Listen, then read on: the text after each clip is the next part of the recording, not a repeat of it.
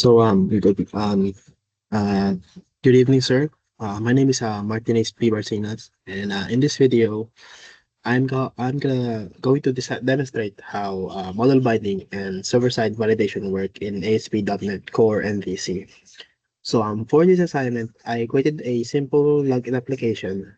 The app allows the user to enter a username and password, and I will show how ASP.NET Core MVC automatically uses model binding to transfer the submitted form data into a C# model, perform data annotation, validation, verify the credentials, and handle page redirection.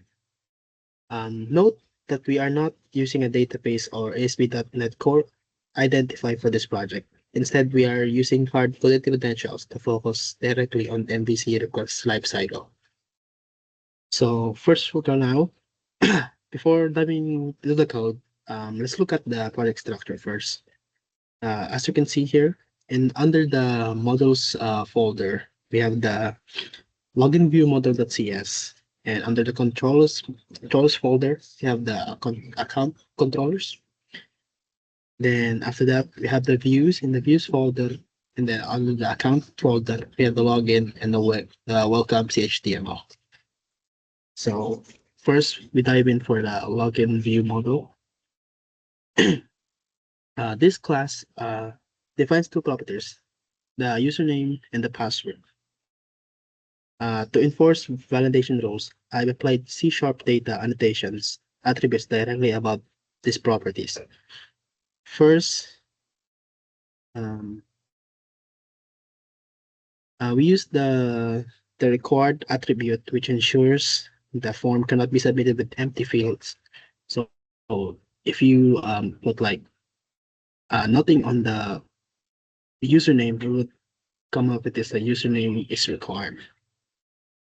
Then the next one is username property has the strength length to limit input depth between 3 to 5 characters. So as you can see here, it would show that you need between 3 and 50 characters for the username.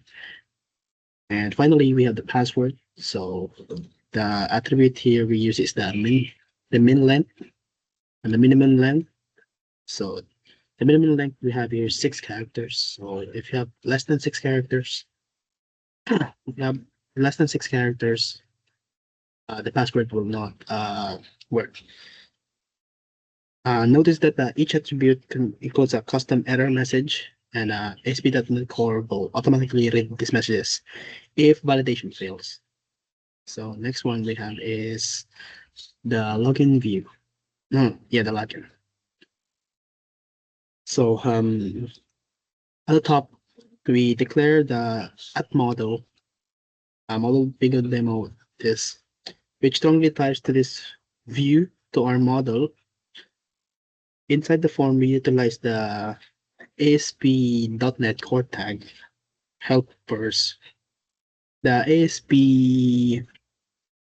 what is it? This one. The ASP.4 tag binds our HTML input elements directly to username and password properties on our model. It also handles the ID right here. Yeah, the ID, name, and current values for us. The ASP validations for tag helper renders property specific error messages when each input field with validation fails. Then lastly, we have the ASP validation summary, which is right here. It helps the top display summary level or custom model errors. So next we have the account controllers. First we have the here is the HTTP get login. All right, where is it? It's right here. When a user initially navigates to the login page, HTTP get action executes and simply returns to the login CHTML, which is right here. And the real work happen is in our HTTP post, login login view models right here. This is where model binding takes place. When the user submit the form, the ASP.NET Core automatically intercept HTTP posts, request data, look at the form field names, match them properly in the names in the view model, which is right here, and constructs the model object for us automatically. And we don't have to manually extract values from the request payload.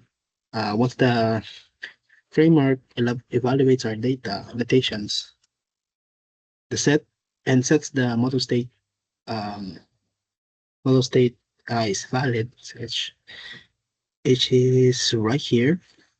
Then sets the validation. If the box is false, it will return to the control executes return view model. The model is pressed back, so the form keeps user input and spread a specific validation model, validation messages. Uh, if model state is valid, is true. So if we take the one we put is like true, we proceed to our hardcore credentials, and you also put like admin, put admin and 1 2 3 4, which is the password. If the credential doesn't match, model state add model error will display the invalid username and password. And if the conditions are correct, it will show welcome, which is right over here. So now we'll do the live demonstration of the system, or application, I mean. So here it is. So let's go. Just try first a blank. So we leave we both leave fields empty and click login. So it would say both of them need something inside, like something. They will leave an error. So let's put like first we just put 2 links and 3. Say username must be at least 3 to 50 characters. The password must be like at least 6 characters. And next you just type the incorrect credentials. So it's like as user. And the other one is password.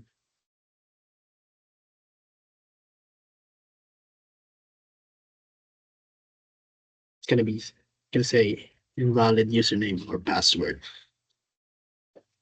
Then finally, let's try the right credentials, which is admin.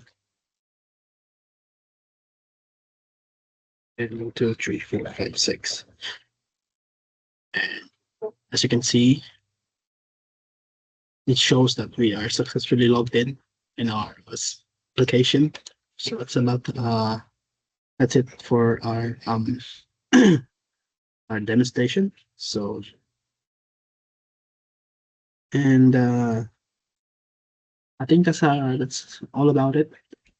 This is so to recap in the demonstration we covered creating a strongly typed C# model with data annotation. Using ASP.NET Core tag helpers to render forms, controls, and display errors. Leveraging automatic model binding in a post control action. Validating incoming requests with model state is valid. And lastly, we have is managing navigation via redirect to action. So that's all the demonstration we covered in this video. So thank you, sir, for listening, and thank you very much.